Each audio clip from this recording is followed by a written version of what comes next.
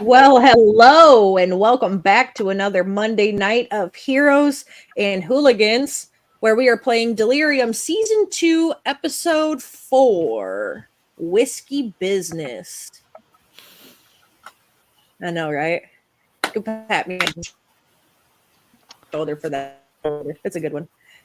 So last week I wasn't here because you got to hang out with our party while they had fireside. Kind of told you a little bit about themselves, so on and so forth. But this week we're going to jump right back into it. Who wants to recap us leading up to here? So one session previous to the fireside. I'll go ahead and take us away here. All right, let's do it, Chip. All right, so just before our fireside, we'll go in reverse chronological order. We had arrived at the city of Stellenwald after we found that our party was given this mission to hunt down a beast stealing children. Murmurs of bones going missing as well. This happened just after we recovered from our long and arduous trial with demon's blood. The hallucinations and poison of the concoction overcame some few of us, Loki. So the rest of us handled it fairly well, not succumbing and dying as the journal warned was possible. This happened because we had returned from our first mission out into the wild with the Grey Wardens as initiates, where we lost our dear, beloved leader, Sergeant Pepper. God's rest his soul. The gods are dead. And slew a bat. Oh yeah, well they can. He can. Hopefully his soul rest with them then. Probably not though. Probably not. He's probably got a little bit himself. But we did slay the band of demons that assaulted us, with our only casualty being, well, our only casualties being 2 horses and Sergeant Pepper himself. Though it was a near thing for a few of us. We gathered the demon's blood, completed the ritual, and found out some more about some of our party members as well. They're worshipping a Seraph of Sacrifice, Loki, investigating the far-off past, and a once-hidden race. Theora on a quest for vengeance, perhaps? Or just a quest to resettle oneself. And Celine, a raging psychopath with no real motivation as far as we know. Accurate. It is accurate, to be fair. Oh, and of course, myself playing Daruk, chasing after a missing child of his own. And coming clean to the party after being called out about this false mission that he's said that they have. Ooh, you got called out. Oh. Yeah, Daruk didn't do too good at his lying. It do be like that sometimes. It's like that sometimes. Occasionally, the dice tell you, no, you don't tell that lie. I mean, you do, but it's not a believable one. Yeah, so... To be fair, it was never a believable lie. That's Nobody fair. People just didn't look into it at first. That's fair. I don't think they really cared. Probably, really honestly, they probably didn't. Everybody's like, yeah, okay. All right. So, Chip, go ahead and take your chaos coin. And everybody's got their VTT open, yeah? Yep. I can, yes. Okay. No problem. So, go ahead and move yourselves to wherever you decided to sit in the tavern. Oh, Arthur, I probably should give you a token, shouldn't I? Yep, still waiting on D&D Beyond to catch up with changing it. I did it 3 times during the title intro, so... Nope, you're here now. Can we pick a table like Yeah, it's off changed. to the side and corner? Is it one of the stock images? Because that is not what I was going for. Yes, it is. That's all right. Oh, maybe. It's no longer copyright. It works for now. Yeah. Is that what you guys are going to be? Can we I'll confirm? let you know I what think the we notes. picked off somewhere off to the side and in the corner, but I could be wrong. Yeah, Okay. that sounds Yeah, good. Well, I shoved us off to the side and in the corner so as to discourage interaction. Yeah. Yeah. Except we totally Sure. harassed that bartender. Perfect then. All right, cool. So, yeah, that's where you are. You're in the tavern. The tavern that was not named is actually named the Screaming Goat. The Screaming Goat. And it has some inn rooms and a small stable attached to it as well. So, at the Screaming Goat, you're having, did you order dinner when you came in? Did you order anything, or did you just kind of come in and chill out? No, I think we ate and drank. Oh, we all got Okay. a nice bowl of stew. Stew and bread and probably cheese and some ale. Okay, so cool. So you're all sitting around. You got there afternoon-ish, so it's probably evening now. You'll probably take the night to, relax, rest, stable your horses, make sure they're fed, so on, because you have your own feed. All of the things. But while you're kind of hanging out there in the tavern, you notice that there's several people around. There's a bard playing. They're kind of just singing tavern songs. Let's get some tavern noises going here. Yo. Oh. It's more of a sea shanty, but I guess it works. I mean, hey, you sing sea shanties in taverns, I'm sure.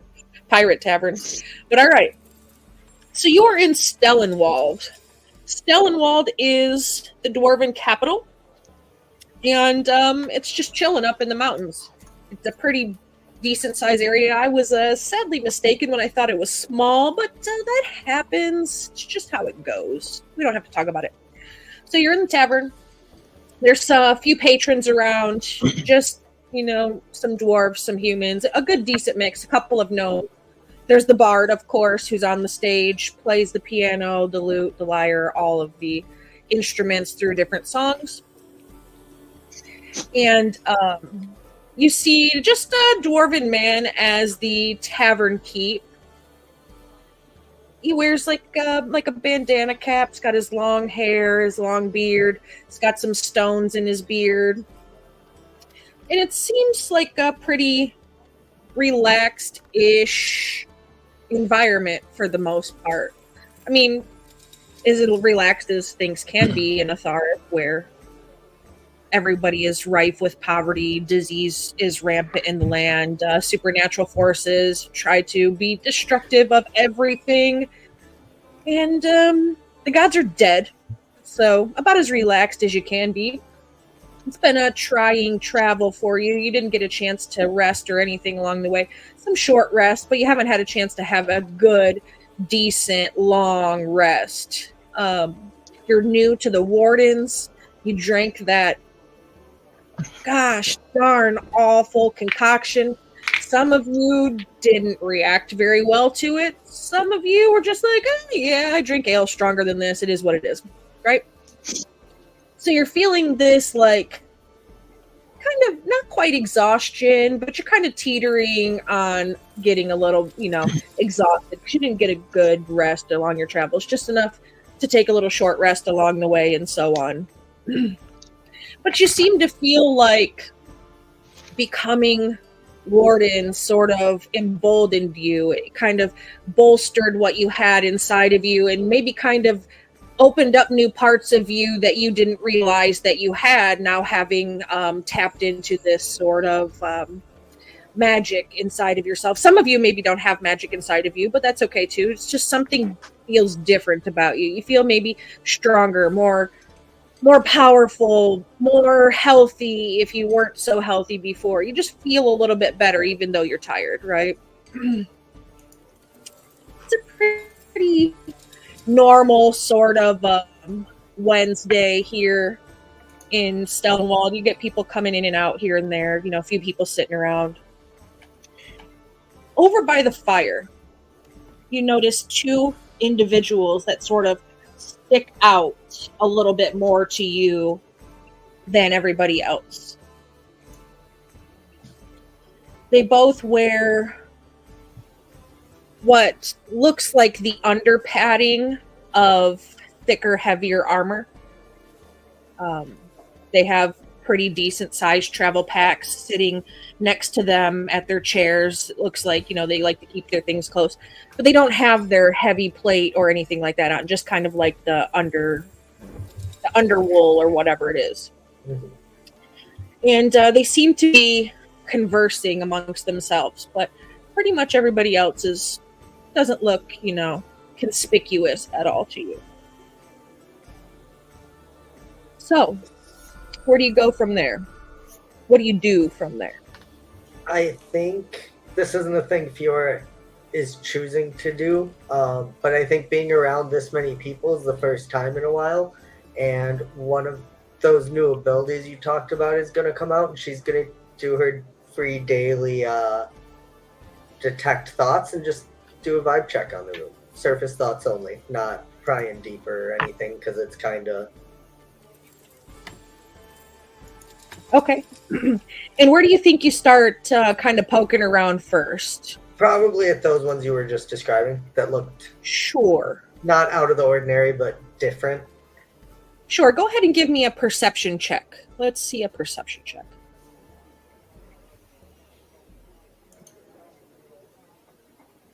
Oof. 8. Okay. So, as you're kind of poking around in the heads of the two by the fire, you get a lot of standard surface thoughts. This journey was long. I'm sick of this. I want to go home. I miss my family, so on and so forth. But one word stands out to you as you're sort of like picking through. It's the word heretic.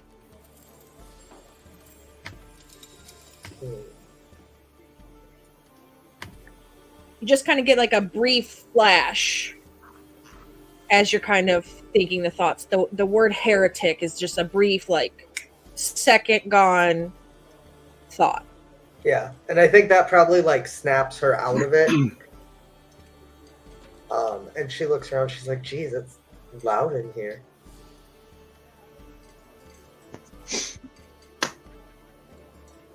Is it?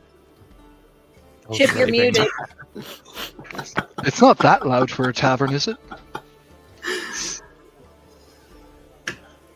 I don't know, I guess it's been a while since I've been in a tavern. At least in a major city like this. Yeah. It's been a while since I've been up to a city this big either.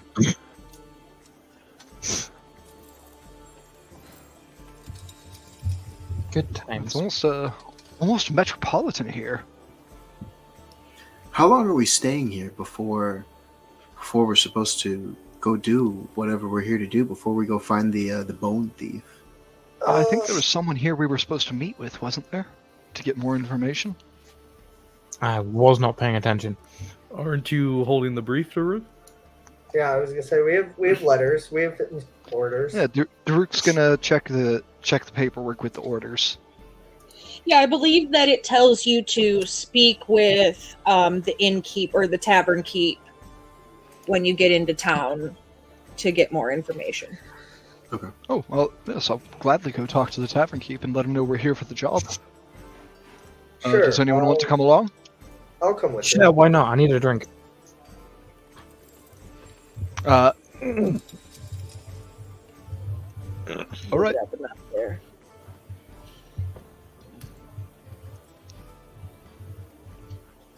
And I'll just head straight up to the bar. Okay, I'm going. Fiora will follow. Yeah, so you're met by the sort of gruff dwarven tavern keep there. He has an apron on, and he has a name tag pinned to his apron, and it says Terry on his name tag. Traditional. Oh, Terry. Terry, my man. Can we get a round of 5 ale? And I wanted to let you know we're here with the wardens. There's something we're supposed to be looking into for you. Oh, you want to speak with my brother? One moment. And he gets your ales, and he tells you your ales are 5 coppers apiece. Now, Leftover. What? No sort You of stipend for the job? you're in Birok. I jest. Your currency in Birok is different than in other places in It's, Atharis. Imperial crowns, right? Correct. Cool. I'll give him 1 full crown. Okay. And tell him to send another round over when he notices we're empty. Okay. So he gets your ales, and he gives them to you. He gives you a tray, so it's easier for you to carry them back. My brother will be out to meet you in a moment, he says to you, and then lets you go back to your table. Terry seems I'm gonna nice. actually hand the tray. I'm gonna hand the tray off to whoever's up here with me. I think it's just Celine, right? Yeah, You're it's just me. I'll hand the tray over to. Fiora's up there too. Either way, I'll hand the tray over to. Actually, I'll hand it over to Fiora. Celine might drink the whole thing before we get back to the table. I'm gonna don't stay and tell me. chat with. I'm gonna stay and try to chat with Terry for a bit once he gets back, All right. Yeah. and then Daruk, once Terry gets back, is just gonna spend some time making small talk with him. Sure. What are you going to say, Fiora? Oh, she was, as she turns to leave, was gonna lean over into Daruk and gesture towards the 2 gentlemen and say, be on your guard. I heard them talking about heretics, which I guess we all knew, but figured I'd let you know. I'll see if I can find anything else out about them. Yeah, I don't think everybody knew, Fiora, because it was something you heard when you were poking around the tech thing. No, I meant like they know not to do magic in cities. Like, I mean, we're fully licensed too. Just say it. You are fully licensed. within But- reason. Fully. Remember, That doesn't matter with public perception though. yeah, they don't care, and it's like one of those things, right, where licensed or not, some places you're still going to get, shenanigans. But Terry heads off. He goes into the room behind the bar there. And you don't see, but he heads down some stairs. And he's gone probably a good 15 minutes or so, Daruk, before he comes back. Mhm. And he comes back and he says, "Oh, you're still here. My brother will be with you in just one moment." Oh, they're waiting for him over there. I actually wanted to talk to you. See if you had any recommendations for what to do while I'm in the city. It's been about 80 years since I was here last. Is there anything that's changed in that time? Same old city, same old place. Been the same since I was a wee dwarf. The stone doesn't shift, does it? It doesn't. So you've been how long have you been working here, Terry? My whole life. Oh. Much like Steve, huh? Yeah, much like Steve. He's a good tavern wench. You Good did a old pretty good Steve. job. But anyway, I was wondering, those guys over there by the fire, they look a bit familiar to me. Do you know anything about them? I'm trying to think where I might have seen them before. And I'm going to try to use Friendly Ear. I'd love him to make a wisdom saving throw, or be charmed by me for the next hour, and tell me one piece of information about those guys. What's your wisdom save, DC? 15. Okay. So I got a 19 on the die, so. Right. He He does kinda not gives know you a I look. attempted to charm him. But it That's does okay. know I asked the question still. Sure. He kind of gives you a look and leans down real close and says, "Them's the Inquisition. Stay away from them. They're a bit mean." Thank you, Terry. And I'm gonna reach over to shake his hand. Thanks for the help, and press 2 crowns into his hand as I do so. And he'll just nod to you. "If you need anything, let me know." I am running low on cash. Oh, I got 11 gold left. Stop tipping people then. If you try to mind control someone for information, it's only polite to offer a tip afterwards. The polite part would just be not to mind control them. Well, yeah, but am I gonna not do am I not gonna do that? Really? Probably not, no. Probably not really not going to do that. Because No. why? When you have the ability to do so, why would you? I Fair enough. paid for the whole character sheet. I'm gonna use the whole character sheet. Yeah, sounds about right. That's fair. Yeah, so he kind of just goes back to doing behind the tavern things. He goes in and out of that back room sometimes, and then off to the room on the side, which you could probably assume is the kitchen, because that's where the servers come. Steve comes in and out of there fairly regularly, bringing food out, setting it down, so on and so forth. Occasionally, there'll be somebody that'll come to the door of the tavern, and Steve will go back, get them like a bindle bag, and bring it out to them, and take it so they could take it to go, so on and so forth. Yeah. But after a few, Yeah, I'll head back to the table. My comrades. sure. Arthur, Loki, anything that you guys are doing while you're waiting around, or are you just kind of chilling, waiting for the brother to come? Just out here firing off spells and mocking God. I do have a question. Are those 2 fine gentlemen by the fire wearing any kind of identifying insignias or anything like that? Not that you can see. I But wouldn't be remember- looking because I don't know their deal, but I'm just wondering if I, would have seen Yeah, not that anything. you can see, but they did take off their armor and assumably Right. their cloaks as well, as they're kind of warm there by the fire. Question for you, Don. Has Fiora dropped concentration on that detect thoughts? Yeah, I said, I think when she heard heretic, it snapped her back to herself since she wasn't consciously doing it. Okay. In that case, this was going to happen either way, but as Daruk walks back to the table, he's going to lean in and whisper to you, Inquisition. Eyes sharp. That's Dickhead patrol. what Got I it. thought. Fiora will kind of whisper, pass it along to the group, hey, they're Inquisitors and mentioned heretics, so probably 0 magic right now. Even magic within reason is probably not a good idea. We should get out of here as soon as we can. I think we've already paid for the stay. Yeah, we'll be fine. We'll be fine as long as we keep our heads down. I'll reimburse you out of our next time we get paid. I'll reimburse you if we get a new room somewhere. I'm no fan I guess myself. he's got a point. He's kind of different, though. Oh, also, yeah, as soon as you say Inquisition, he makes himself look like a little peasant boy. He's That- not. There's no She need to leans. disguise yourself like that. That's what. There's no need for that. You are who you are.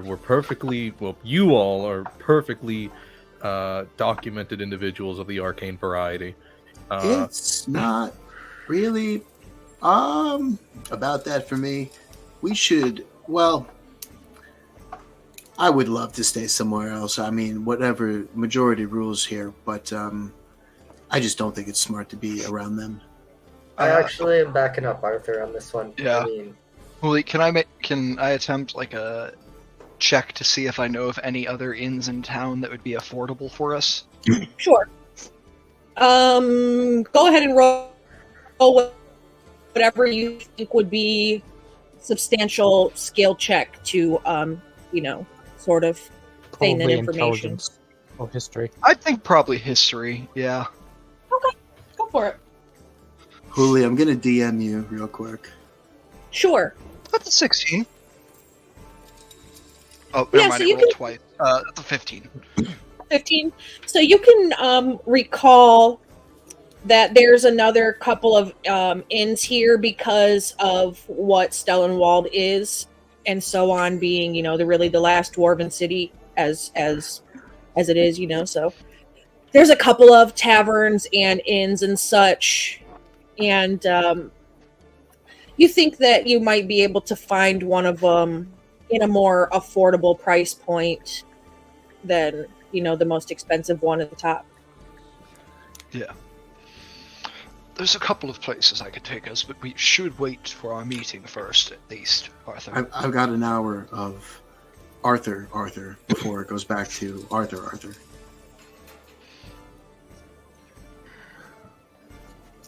All right. I tell you what, and I'm gonna hand Arthur 5 gold and give him directions to one of those inns. If you want to go now, go get us rooms. Well, I'll wait until I have an hour, but once it's running out, maybe I'll meet you there. Thank you. Yes. Arthur, I'm going to give you the opportunity. You can go ahead and roll it privately and DM it to me. Because you're aware that they're Inquisition, go ahead and give me a perception at advantage. Or a history, if you feel like history is better for you.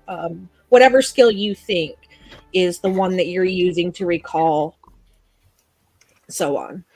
Okay.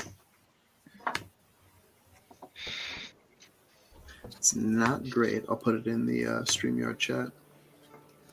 Okay. Oh, A nice even No. number. the answer to your question is no. Awesome. Okay. So you give Arthur money. Arthur tells you he's got about an hour. You're still waiting on the brother. It had been about 15 minutes that Terry had gone down. Are you actively looking and trying to watch for the brother to approach you, or are you kind of like keeping your heads down, making small talk? I think Daruk is actually...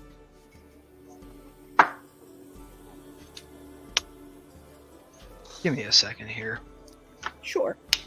while he does that, I can say Fiora is probably trying to subtly keep an eye on the Inquisitors to see if they do anything. What's your passive perception, Fiora? Probably not great. Oh no, it's a 14. That's decent. Okay.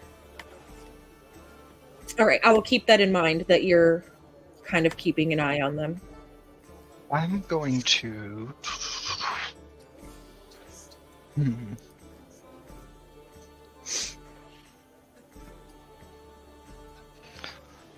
Daruk's gonna go try to find a restroom, like a chamber pot room or something. Somewhere with a little bit more privacy, quick. Yeah, you can head down. Let me see if I can do the thing. I don't know how to make the... There you go.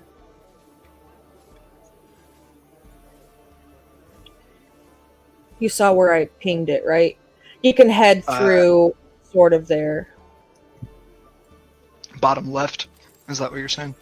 Yeah, bottom left. I know you can't see it on the map. You can only see like the rooms and such, but it would be bottom left area. Yeah, I gotcha. Yeah, you could call that one that you're in right there. It's more of like a private meeting space, but you know, you can just, there's Yeah. a chamber pot those rooms back there. He's really just trying to duck out of sight. Sure. Give me a stealth. Cool. This is not going to be great, dang. That's a nat 1 for a 3. Cool. You have a chaos coin already, and you have one that you'll get from your nat 1. Would you like to? I'll save the one from the nat 1. Okay. I'll save them.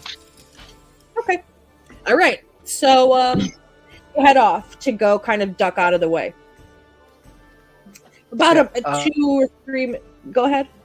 I think Daruk doesn't realize that he's done a bad job hiding, so as soon as he gets around the corner, he's casting Hunter Sense on himself. Okay. That was his plan, was get around a corner and cast the spell on himself. Okay. Fiora, you notice as you're kind of actively watching those folks that one of them is kind of eyeing the door that Daruk just went through.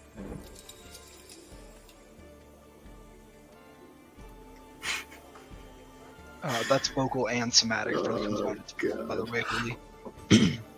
Been here for an hour and a half, and things are so funky already.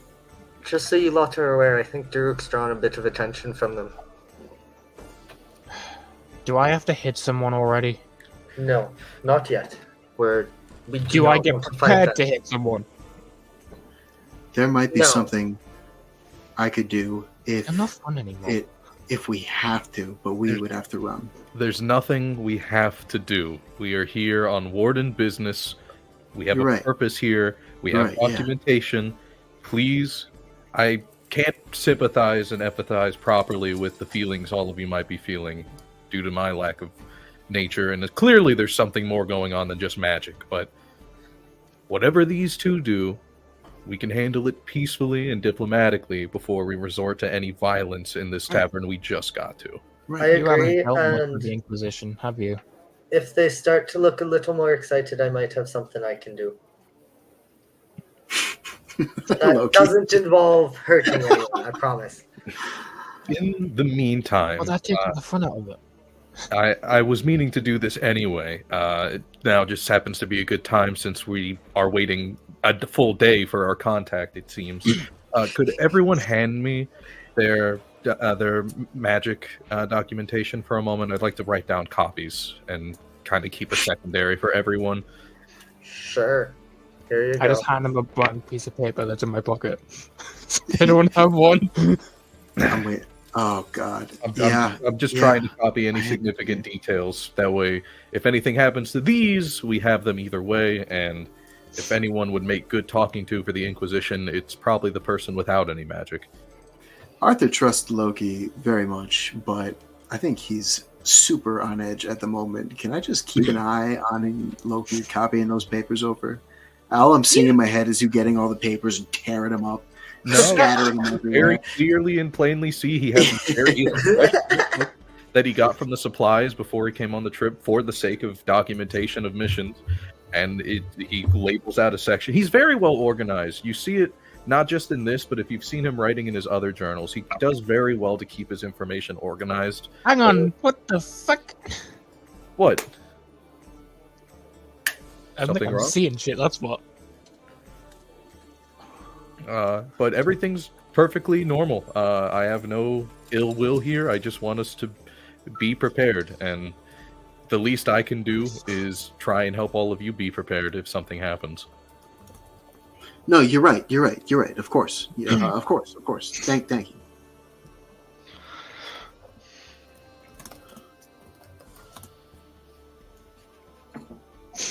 What the fuck am I saying? Are we seeing this in real life? Yeah, that's what I'm confused about.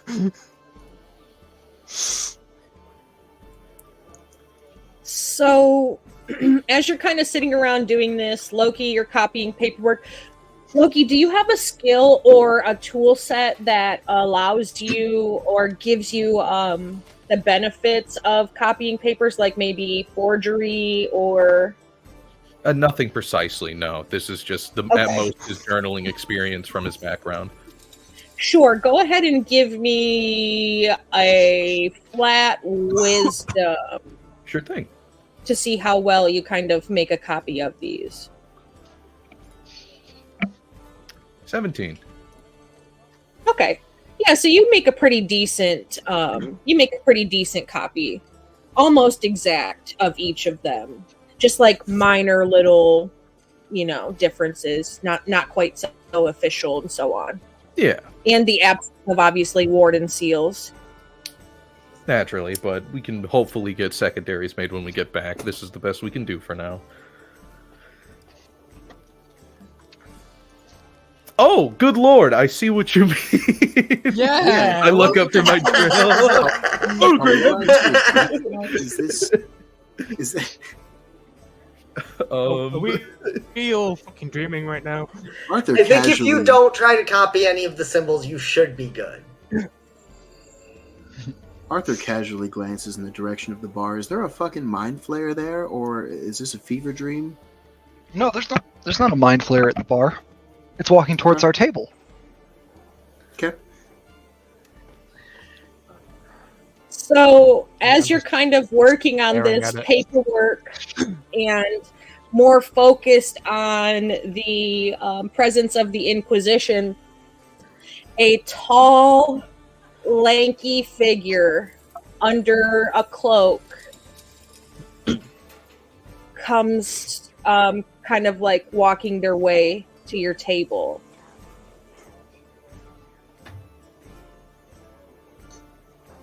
Here for the wardens. And when he comes and stands, he stands with his hands sort of in his robe. So they're covered.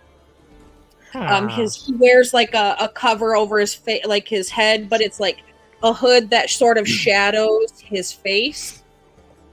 And there's sort of maybe what looks like a beard hanging out just barely from the bottom of the shadow of his.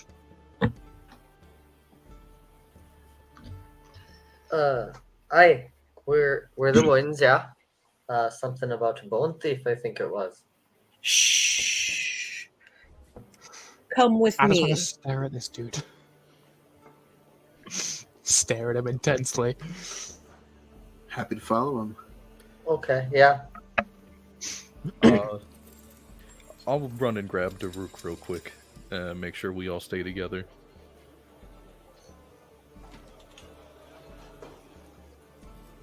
You gotta wait on Daruk. I think Chip said BRB. Oh, I thought it was. Oh, he's making a mess in there. Let's go ahead. I've never seen a chamber pot used that way. I'm a bit perturbed. That's how they poop. Yes, let's follow our good friend. Wait, does Arthur poop? Arthur, no. Arthur's like Kim Jong-un. He's a efficient machine. Arthur creates zero waste. Maximum efficiency.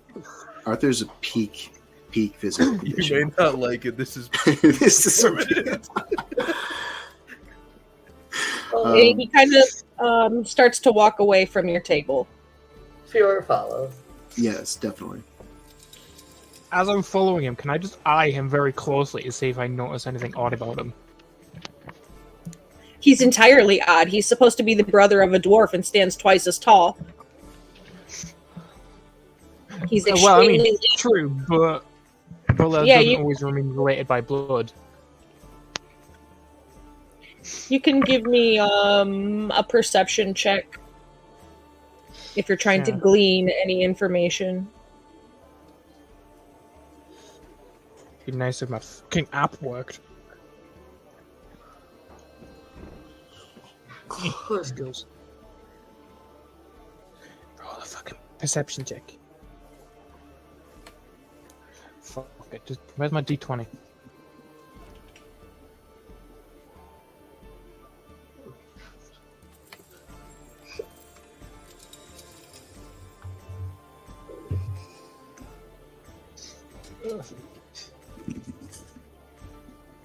Okay, that's a 19. Which which is probably the best check I've rolled since starting this.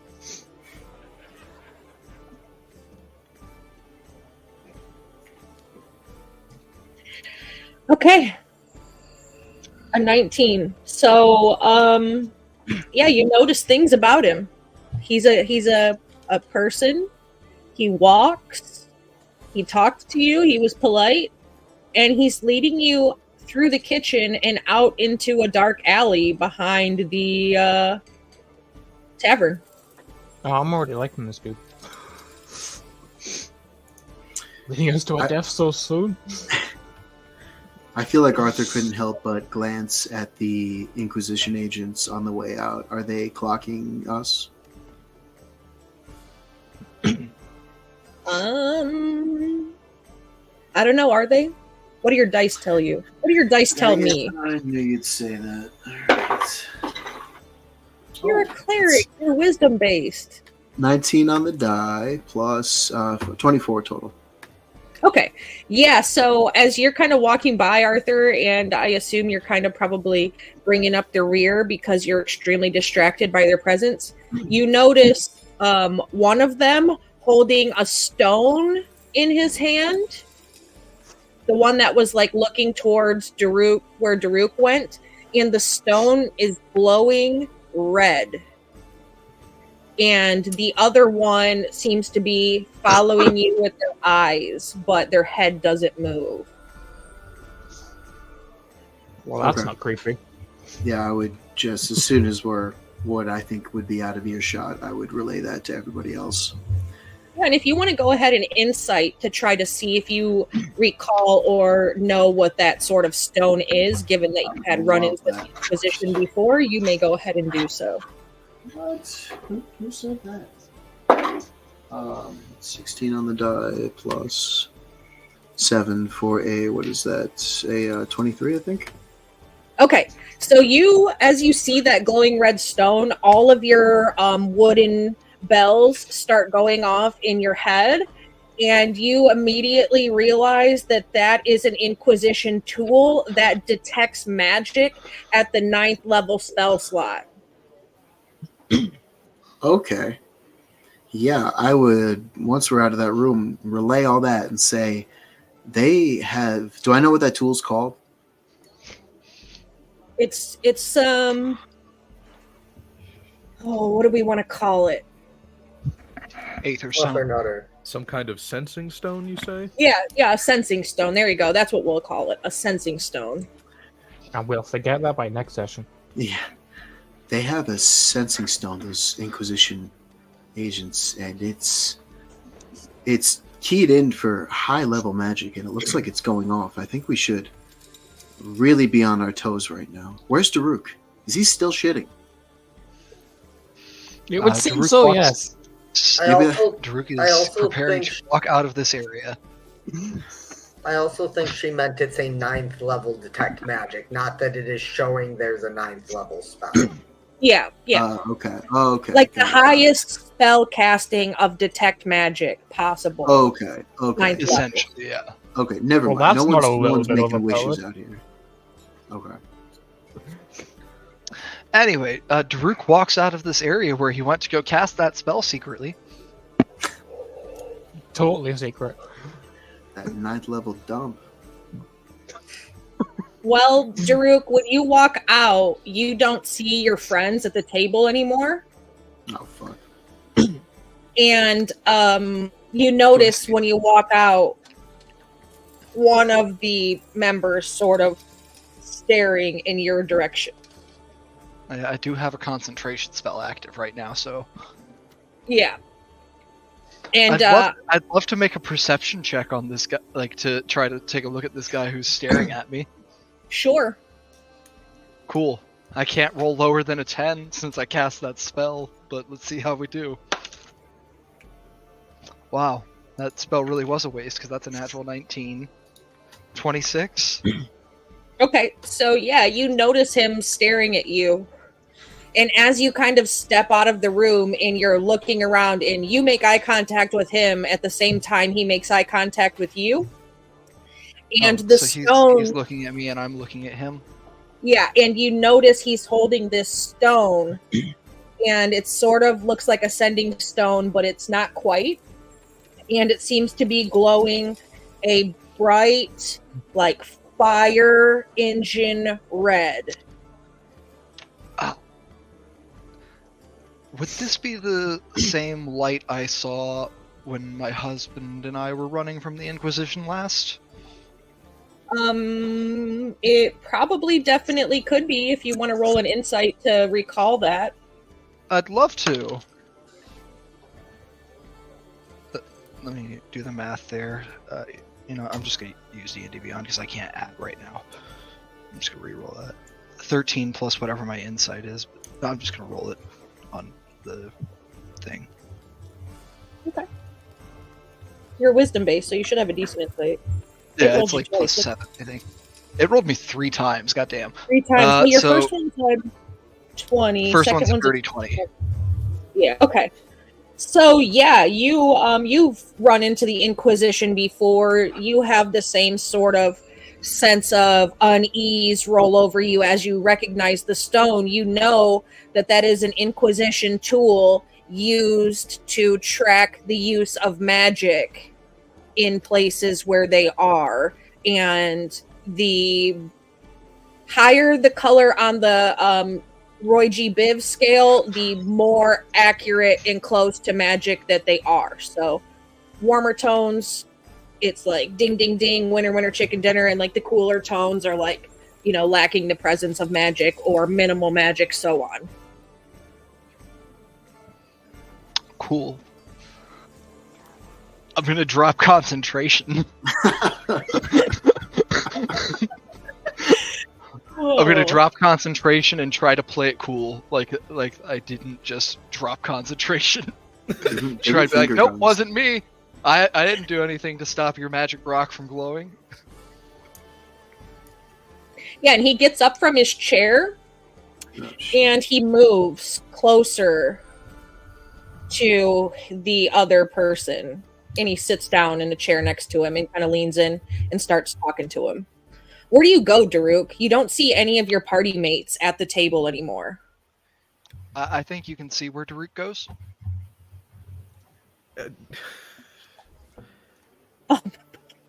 What is taking him so long? Hell yeah. Oh my god, this idiot!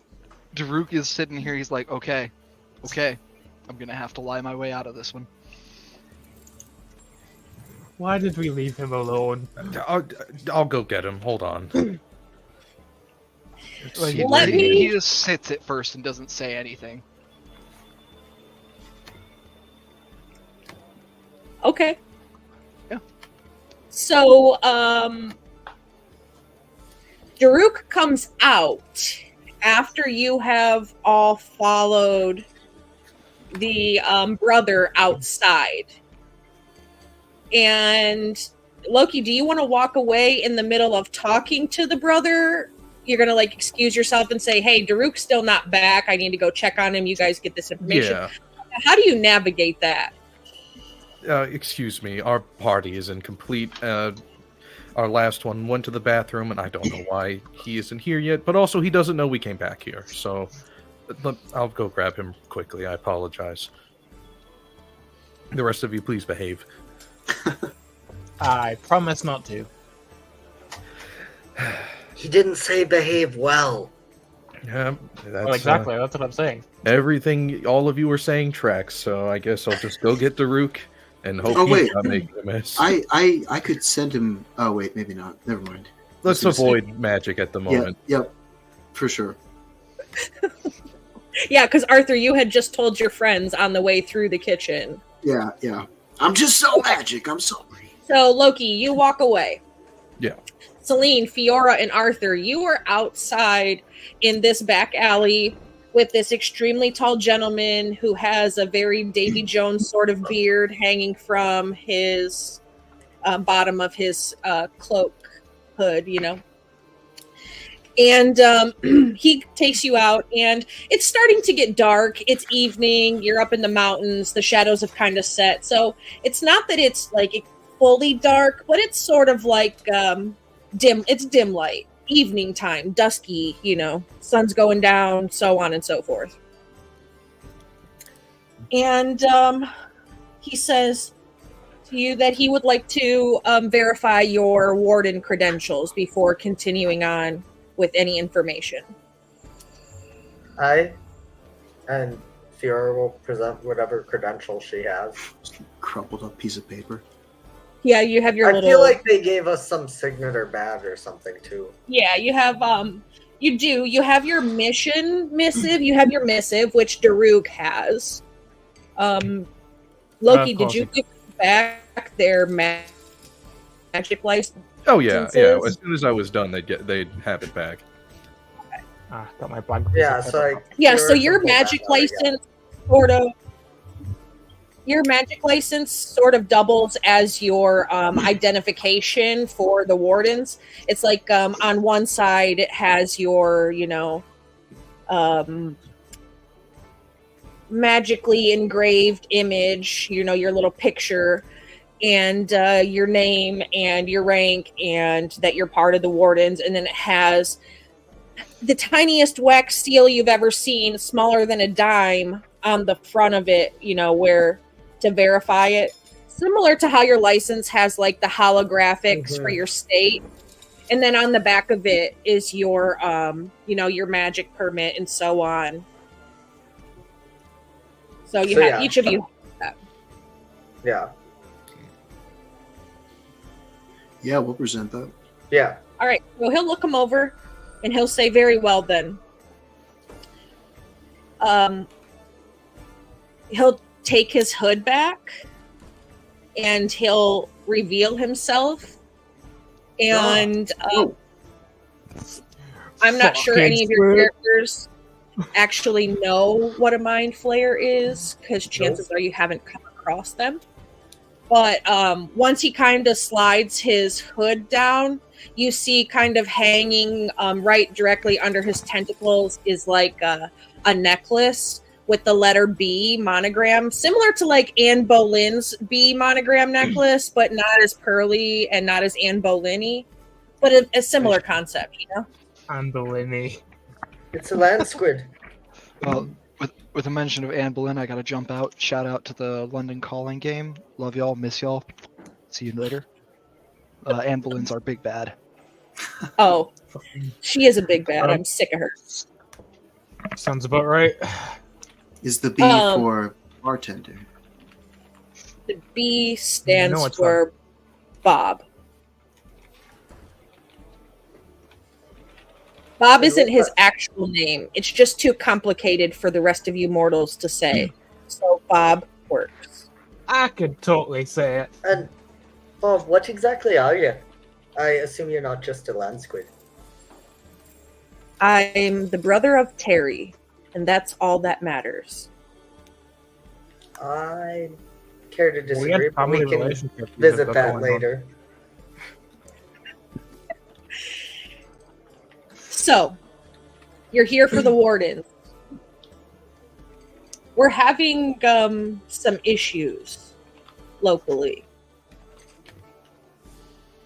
The Bone Trader, known as Fib Kruk, and that's spelled Fibekruk, Fib Kruk, has been stealing our children. The Favelin have come, and they usually come in the night and snatch our children. And sometimes our small animals and our livestock as well. And we hear that he's built himself a sort of stronghold, so to speak, in the mountains nearby. We just want to see our children returned safely. So the least amount of violence necessary would be appreciated. This guy stole everyone's kids, and you want us to use the least amount of violence necessary? I mean, I think we don't know if the kids are still alive. What exactly do you know about this Fib Crook? Well, I know he calls himself the Bone Trader. And he has some pets in his employ.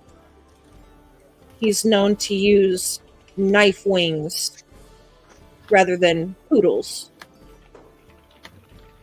If you catch my drift. Do you know why he's doing this? Well, we can only assume, given his name, the Bone Trader, he's interested in the rich, dense calcium deposits in the core of most dwarven bones. Is he a man? Like a person? Nobody has seen this man. Only the Favelin. The Favelin, what exactly is that? Is that another word? Is that like fairies? Well, not necessarily fairies. I guess we're... Oh, go for it. Oh, you can go ahead if you wanted to say something. Oh, I was going to ask a whole different question, so I don't want to distract you. Oh, no, you're fine. So, the Favelin aren't necessarily fae. More... Oh, no. Except for... They smile upside down. That's just frowning.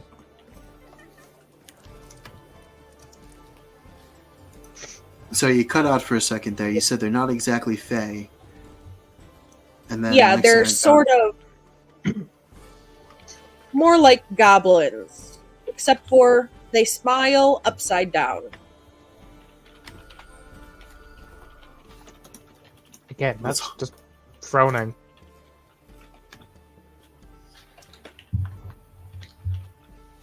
Unless they turn their heads upside down.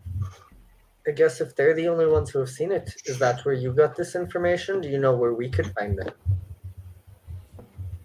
Well, the leader of this area had his son come up missing. And they were able to catch one of the Favelin the night that his son came up missing. And only because it fell from the roof and broke its knee when they were trying to escape. Which is why they've requested minimal violence, because if word was to escape that the heir to the family of this area came up missing in the middle of the night, it could be bad for, how do you humans or folks, if you're not human, say, bad for business.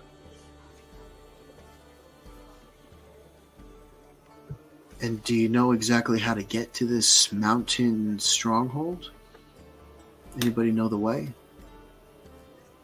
It's not that we know exactly where it's located, but in our enjoyable tea conversation with the young Favelin who from the roof, he provided us with a rough account on how to get there. Is this thing still with us? Well, there's nobody here with me but you. Is the Favelin still alive, the one you caught? I cannot confirm or deny the presence of nuclear weapons on this ship.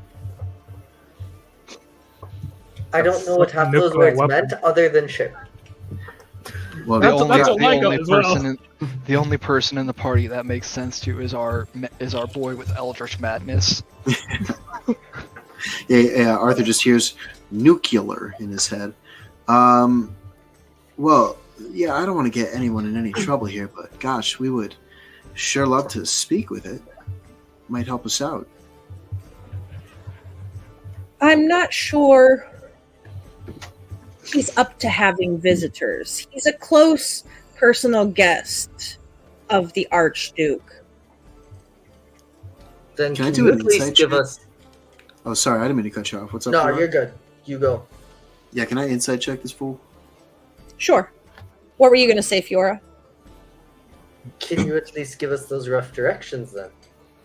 I can. He pulls from under his parchment that is sealed with a gold ribbon and a purple waxed seal on it. Fancy. Furrow, tuck that into a pocket. So 15 on insight. Yeah, he seems to be telling you the truth, except for he absconded from providing whether or not the Favelin was still, in fact, alive or I'm trying not. to suss out, like, is the Favelin actually a prisoner, or is there something else going on here, or is that just something I couldn't glean from this guy anyway? Oh no, he's definitely being truthful with you that they have caught one of them because it injured itself in leaving the night that the son of the Archduke was taken. So all of that is true. Okay. You may have heard, all of you may have at some point in your lives heard of the Favelin. They're sort of used to scare small children. You know, it used to be a story that the dwarves would tell the kids, like, good night, sleep tight, don't let the Favelin bite, sort of go to bed sort of thing, you know, until that became a reality in this place. Don't wander into the woods. Favelins will get you. Yeah, so much as that. So you've probably heard some variation of that.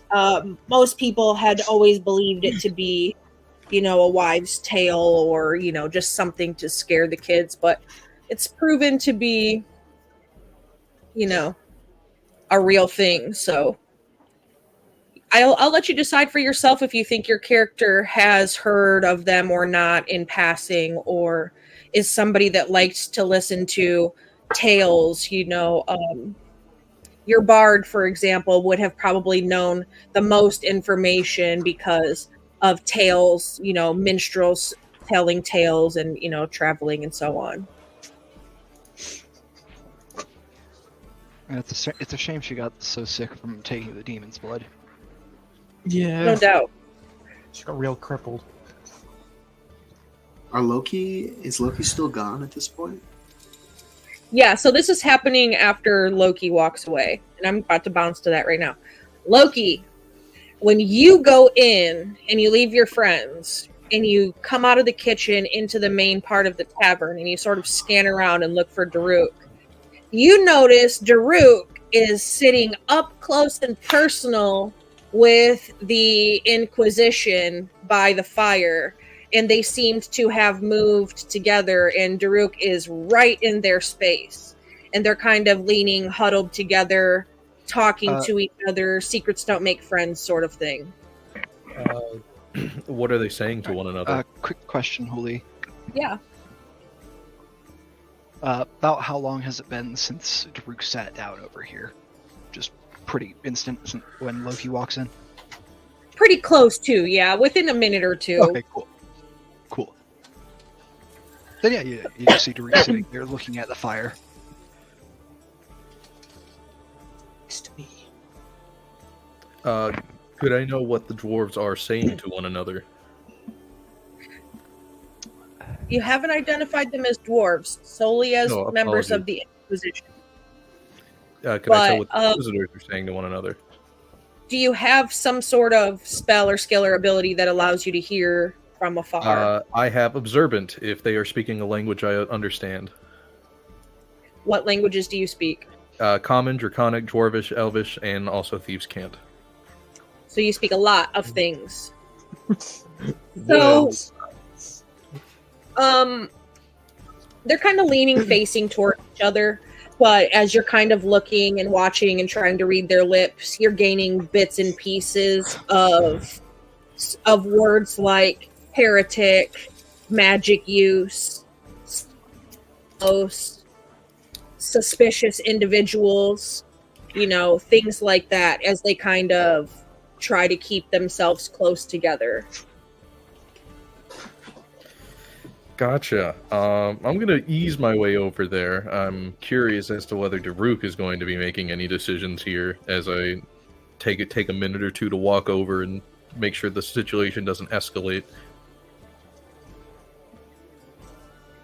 Yeah. What do you do, Daruk? I think Daruk's gonna take a closer look at these Inquisitors, see if he can tell if they're from like the local Inquisition or if they're here all the way from the Castanelan provinces. What's up? See if he can catch their accents or anything. Sure. So definitely some more of a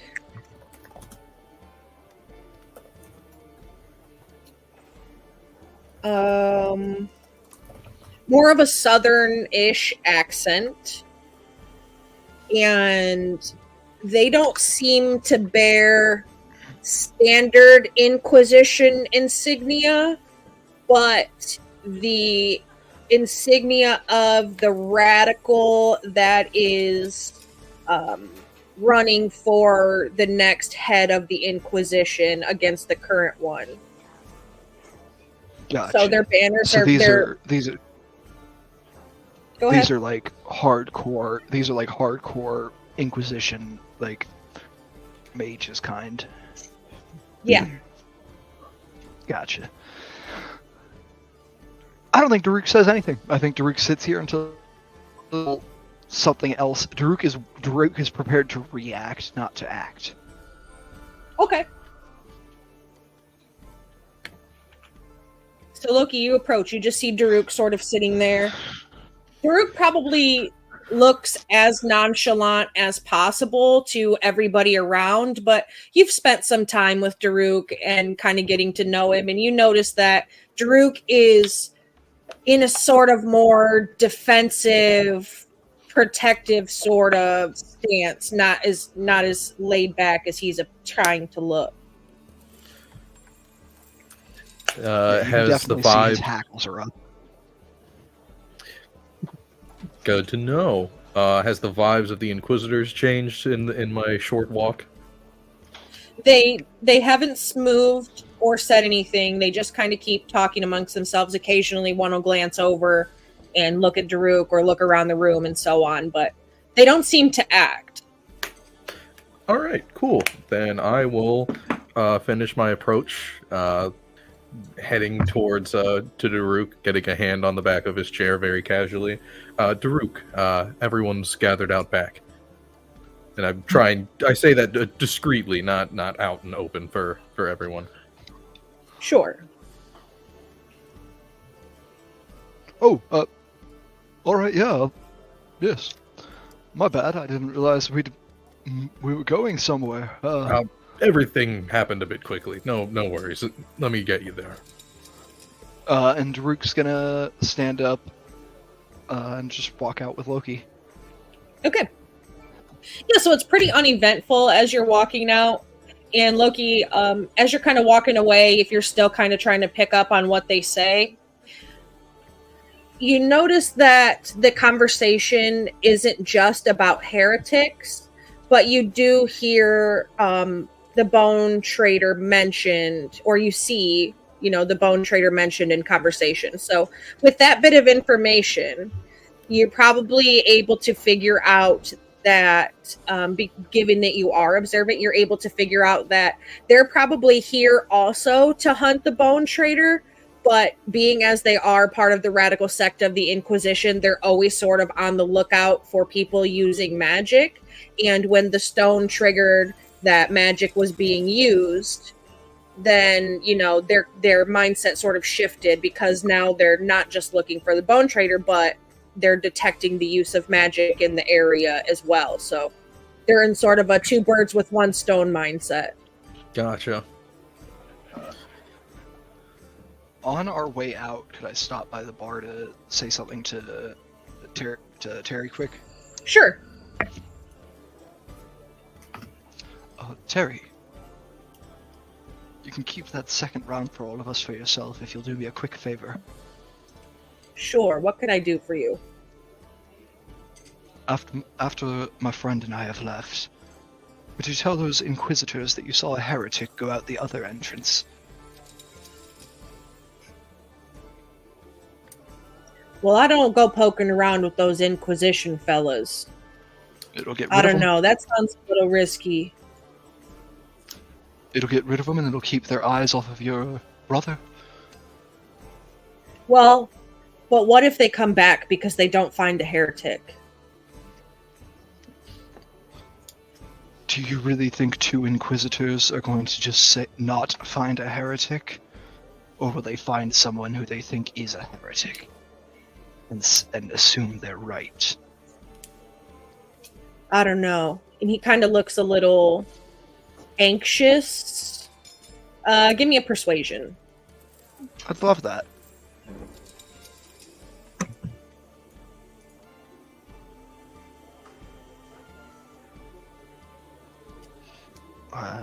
It's not.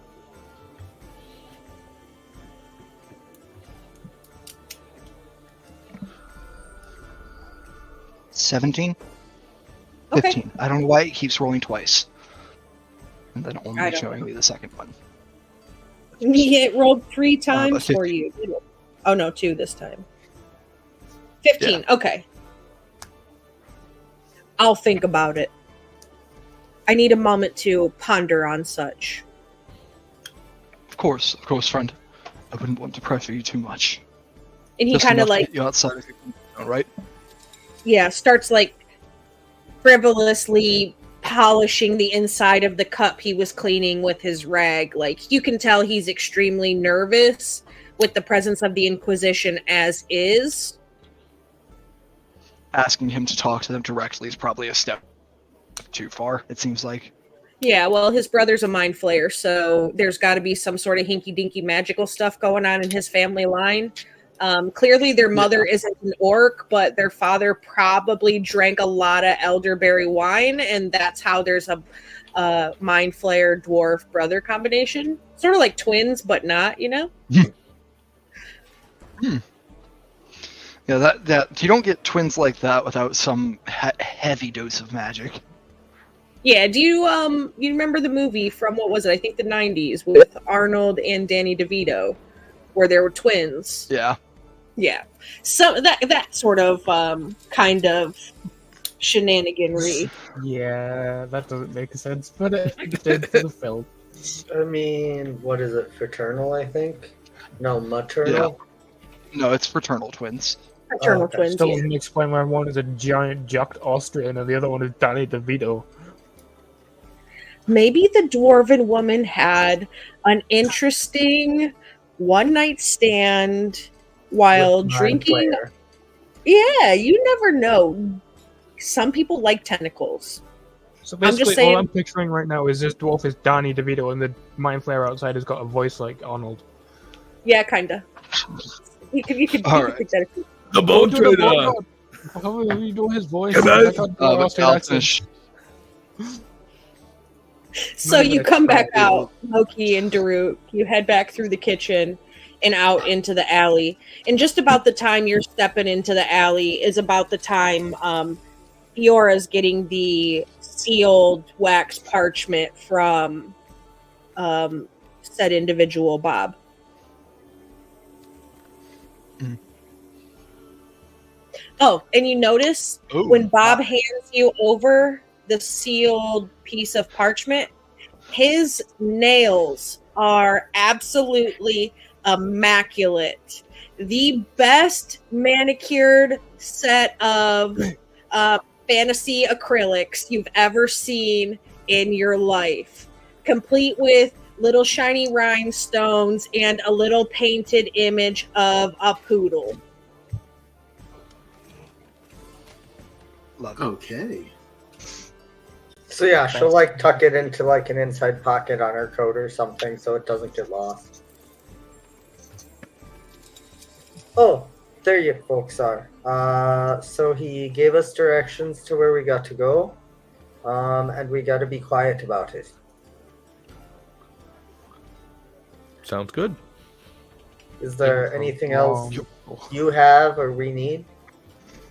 The Inquisitors seem a bit opportunistic now. They seem to have originally have been here for the Bone Trader, but upon seeing us are now probably open to more ideas about who they can find as heretics and take down. Yes, they appear to be with that bit more radical faction out of Castellan. Perhaps we don't separate. I mean, there's 2 of them and 5 of us, right? We could be just as opportunistic. We stick together, see about them, if they can follow this path at all, if these directions are good enough. We won't give it to them, obviously, but if they know the Bone Trader's here, they could probably find them. And if they find them, maybe they could do some work for us instead of us getting caught in it. Well, yeah, but where's the fun in I that? mean, that's not very exciting, though. Wouldn't you rather have taken down the Bone Trader to your name than theirs? I'm sorry, our first fight resulted in our leading officer being cut in half with his horse. I don't think I want us to take any unnecessary risks. Well, to be fair, that wasn't I think our that fault, that was his. Yes, and I think if we let the Inquisition go storming ahead, they're not going to innocent lives at risk.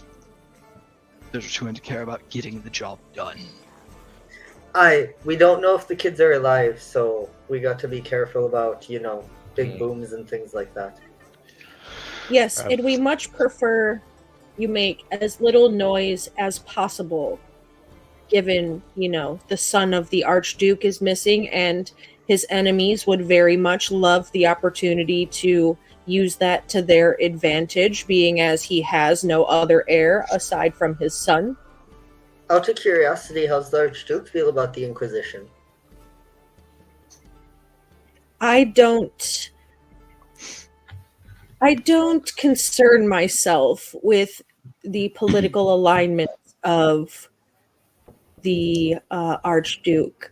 I serve the city. If I had to hazard a guess, the Archduke probably isn't a personal fan, but is a political ally of the Inquisition. Most people are.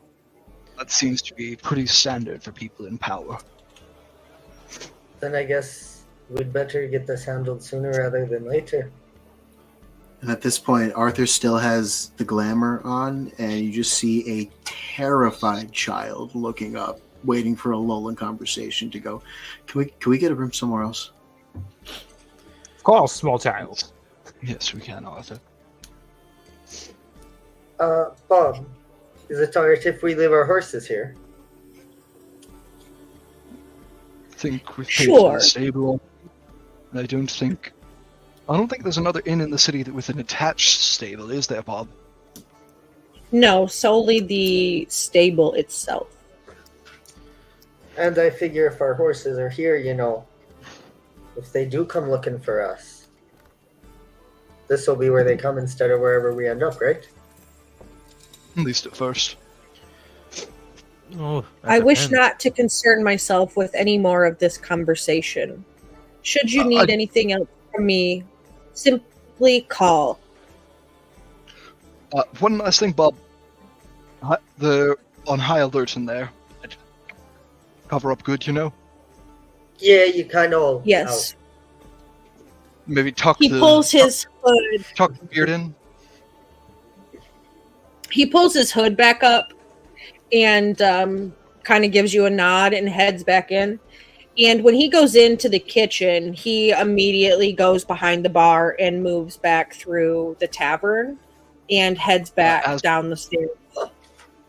As Bob passes by me, I would love to try to sneakily cast guidance on him. Sure.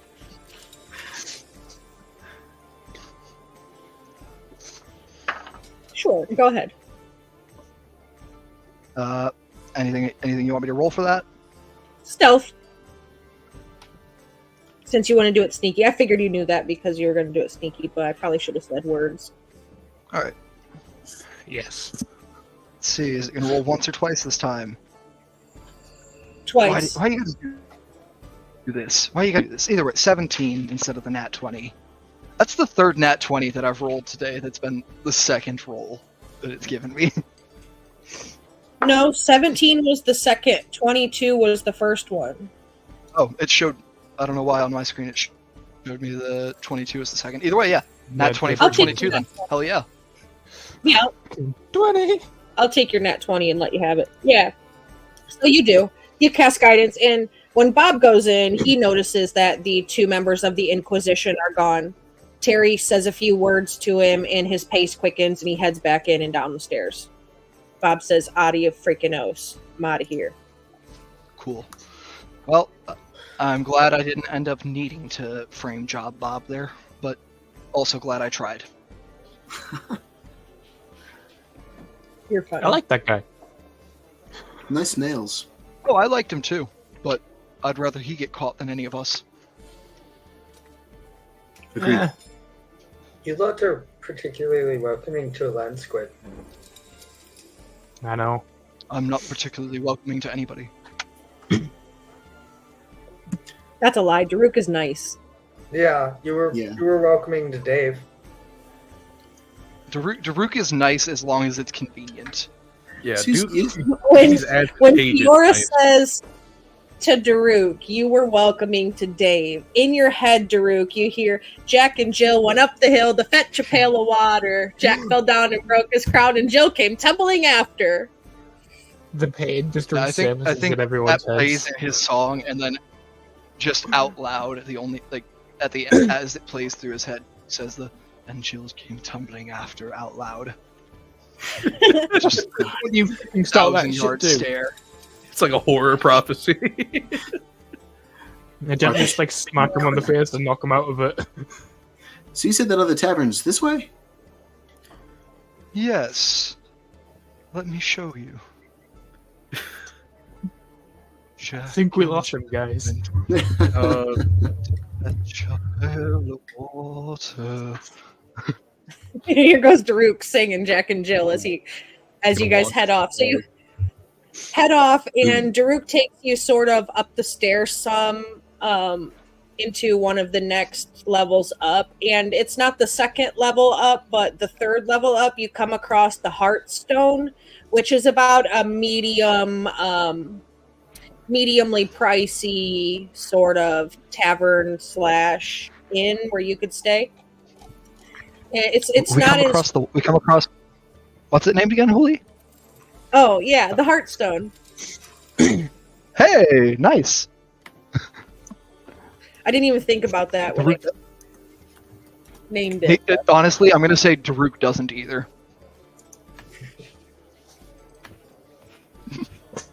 It doesn't have I don't hanging remember what outside. Like it doesn't have words on the sign. It's simply a stone made of heart, or a stone made of heart, a heart made of freaking stone. Kind of like a tombstone, sort of sitting out there in the front of the door. You know, I'm talking about those heart-shaped ones. That's kind of what it is. It's called the Heartstone, and it's kind of like the central focal point of what looks like a cafe in LA, where it's got like some foliage, clearly plastic, because it shouldn't be as bright green and leafy as it is at this elevation. You know, some patio chairs and such, and you can walk right past it inside to get a room. Yeah. I don't remember what this place is called, but I like the service here. It's pretty nice.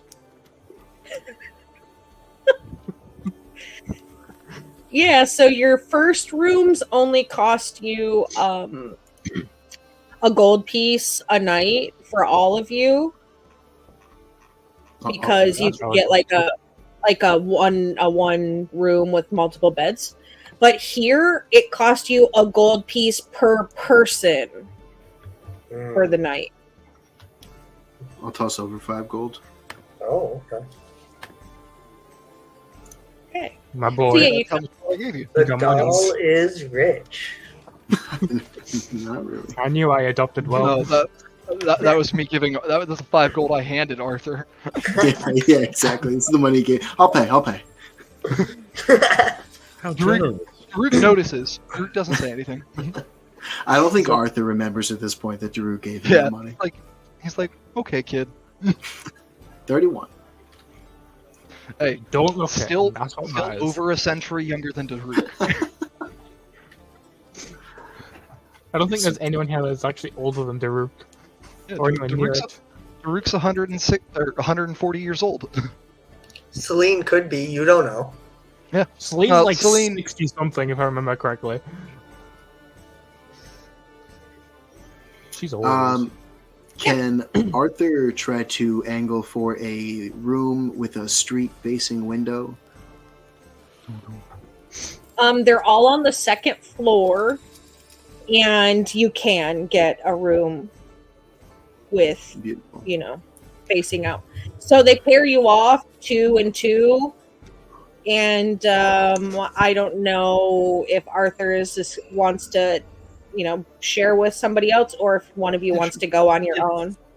It's 2 adults per room, and Arthur looks like a child. Yeah, pretty much, right? Remember we're shoving Arthur and Celine together because they don't sleep. We don't sleep, yeah. Oh yeah, that's right. Okay. Yeah, we just So- gotta stand in the corner and watch this.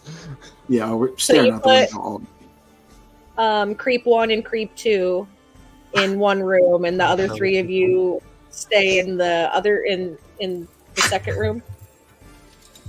Just not a word between the two of us all night, just staring out the window Just feverishly. staring. Yeah. Lord have This is mercy. just how they bond. They just bond in silence, just staring at people out the window. Daruk, Fiora's sleeping in the bed behind him. Daruk looks around the room with the 3 actual sleepers. Well, they gave us 3 beds. That's nice. You got one Um, king size bed and a pull out couch. You don't have 3 beds. Oh, I mean, we have So- beds in our room that are not going to be used. I'm You're- gonna be honest with you too. As the lady of the room, I believe I get the king size bed. That seems fair. Yes. Daruk just looks down, looks at his bag, which is the size of the pull-out couch. I need to remind you all, Daruk is carrying, Daruk has satchels and satchels and satchels of horse feed he's carrying around, strapped to his back. I have a better idea. You two stay in here, and when I'm going to sleep, I'll just go use one of their beds since they don't use them. I mean, I could just take both of the beds in that room and push them together. That'd be almost the right size. Drew, I just want to comment that Don very regularly plays female characters, but does not use the female aspect to his advantage. And I am so proud of you for you saying, hey, I'm the lady here. I get the king size bed, because that's exactly what I would do in the real world. well, and as you're saying that, Fiora's going to look Drew dead in the face and say, I would rather not share a room with a man I've known for less than 2 weeks. Chaos coin. No offense to you, Loki. Oh, Loki is Upstanding already and Loki's already trustworthy, gone but- to the weeping angel room to be watched over by the 2 people. Who To be fair, it is probably the safest Yeah, room. while Daruk and Fiora are debating this, Loki's just gone to that room and is asleep. I'm just chilling in there with them, having them be like statues in the There are corner. rafters, I am up in them. Yeah, we got a lot Discuss of. this. I think the most common theme that we've had in both season 1 and season 2 of Delirium has been people who stand like statues during sleeping hours. Yeah. Well, I mean, what else are you gonna do when you don't sleep? What are you gonna do when you do sleep and you're made of Bill? rock? Play the piano. There's Just lots of things to ominously do in the when you corner, don't just sleep. dun dun dun dun. I've definitely had this idea in my head that Arthur like fully embraces the wooden puppet aspect of the character. It's like, all right, guys, I'm gonna go to bed, and just collapses in a corner. Elf on a shelf. Don't touch it or it loses its magic. There's just Yeah. playing with Yeah. them. Don't touch me. I get the worst night terrors. I guess before we properly go to sleep, why don't we review what the directions are so we know how much time we need? I was Yeah, gonna, good idea. yeah. So yeah, Fiora will pull the thing out. We'll go into the room with the 2 non-sleepers, and whoever stays over here after stays. And opens the, I assume, map or vague directions to the mountain stronghold of the Bone Keeper and his Favelin army, or his army of knife wings. Yeah, so Both. when you open it up and you look at the sort of there's like a little bit of writing, but also kind of like a hand drawn, dot X sort of map. And it looks like it leads to the east through some of the forest and through what do they call those where there's 2 high walls of a mountain? A gully? Is that what it is? A valley or something. Like a valley, yeah. So you kind of got to go through Ravine. a pass. It's a pass, like a pass, Like a mountain pass? Oh, like where you Like head a them mountain off pass. at. Yeah. So Geography. We're not good at it. Yeah. is you go to the east through the forest, over the river, and through the woods, and then through the mountain pass to the Bone Traders. You go. You Can skip a I? step. After we go over the river and through the woods, we have to stop at grandmother's house. Yeah, exactly. Come on. That's every fairy tale. You don't know. Maybe the Bone Trader's an old lady. Maybe it's your grandma. On our way Maybe my in, grandma. is it possible, maybe not me, I'm not great at survival, but I'm okay, to estimate how far away are the mountains from, like, I guess, like, we're into the mountains here on the city, right? The city. Yeah, you're in the mountains, but to go through the mountain pass that leads to the sort of cave entrance where Mhm. the Bone Trader has built his estate into caverns in the mountain. You have to go kind of out and around. If you kind of look at the map, Fiora, you are familiar with maps. You used to be on ships and so on and so forth. So you can pretty much just look at it, engage. It'll take half a day or so on your mounts or a full day on foot. And our Okay. mounts need a full long rest before they can be ridden again, correct? Yes. Because you So rode them then- So our hard. mounts need 3 days to So- rest. So it might be better for us to just take the day on foot. Tomorrow, I mean, a bit I'm more stealthy as relatively well. rested, I think, right? I'm fully rested. Okay. Yeah, you for the guys- most We part. should all be fine. Yeah, I'm relatively good. Yeah, I that- think I don't we think- just go in the morning. Because that I gives think our the only horses resource, Waking every single one of you up. Sorry, Chip. I think the only resources that have been used at all are your detect thoughts and your disguise self, correct, Arthur? I don't My know. thing's not even. It's not even a resource. It's just I just do it. Yeah, and mine's once per day, and I can use spells. So Oh, if I that's- need to detect thoughts, I can. No, Yeah. I'm So, short yeah. on resources. Yeah. So yeah, I think. Yeah, Well, I'd I say know get the it over quicker, disguise self and comes. then go, Chip. No, you're good. I was just saying I know that disguise self is does your race feature, is it a long rest thing or a short rest? Let me double check. I think it's a long rest thing. I think it's once per day, which I guess would be a long rest thing. Hold on. No. Once per day is not long rest. Okay. That's sun up to sundown. Yeah. Yep. Oh, you know what? It's long rest anyway. Okay, yeah. Once per day is different because Okay. sometimes you'll go weeks without a chance to take a full long rest, weeks Yeah. in game time, right? And there's things like items and such that reset every day at dawn. So once per day is different than per long rest. And yeah, at some point, once we're settled in the rooms, you just see the glamour kind of melt away, and Arthur involuntarily shudders. And that's the end of Peasant Boy Arthur for a little while. All right. I know, it's cold It's all in here. You're back to yourself. They didn't see you. They were more distracted by me than anything. They didn't even spare you a thought, Arthur. No need to worry. That's a good point. Detect thoughts. Yeah, and Arthur's going to start casting detect thoughts, like aiming out the window or anything. Just he's going. I think he's alternating between that and whatchamacallit, see invisibility. Oh wait, no, those need spell slots which take 3 days to fill. Never mind. I don't do any of those things. Yeah. When you were leading everybody out of the Screaming Goat and towards the Heartstone, how inconspicuous? I think Daruk was trying to be. I think Daruk was being so inconspicuous that he. No, he didn't burn the slot for Pass Without Trace because he's not trying to cast any magic with that stone around. He was trying to be as inconspicuous as possible. Okay. So inconspicuous, he was conspicuous. Okay. That's good to know. So you get your information from Bob. You've moved your place to stay for the night. I assume your plan is to pack up and go in the morning, take off in the morning and go. Probably stop at stables, leave some feed. Okay. Do you need to do any sort of... I know you just were able to go to your quartermaster before you left, but is there anything that you can think that you potentially need or so on and so forth? I don't other think than Fiora sure, can like, afford anything. Not that we have the money for, yeah. Yeah.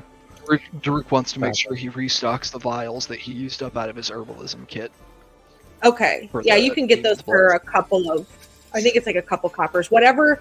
Just take it out of your inventory. Assume that you went to the shop this evening before it got too late or whatever. And whatever it cost on D&D Beyond is what it's going to cost. So just take that out. Cool.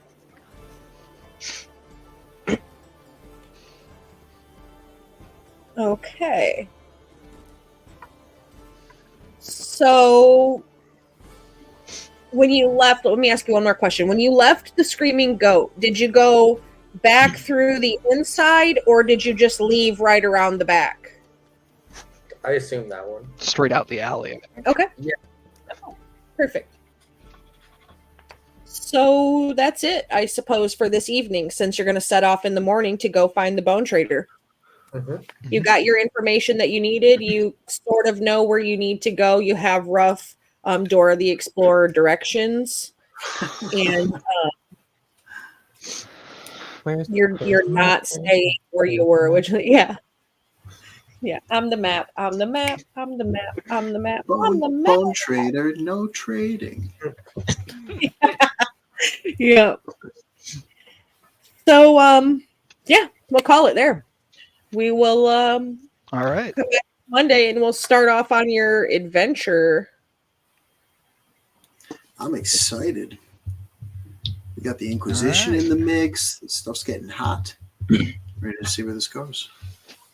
Yeah, Inquisition being in the mix probably throws a monkey wrench into your plan you didn't expect, did you?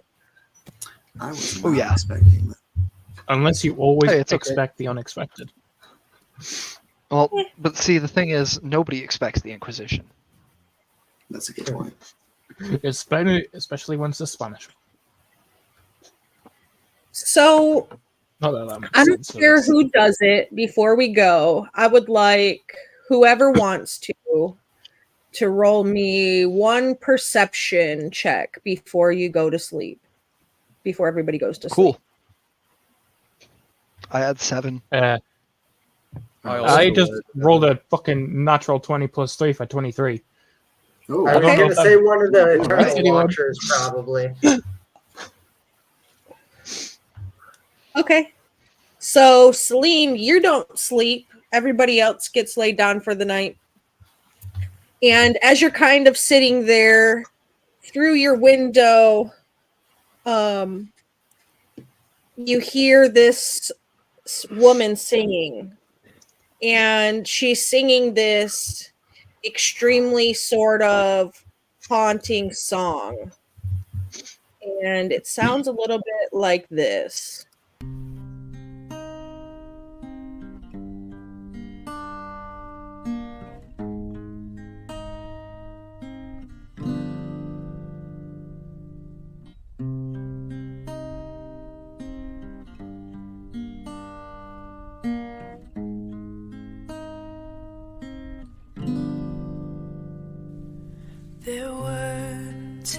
sisters they went playing to see their father's ships come sailing.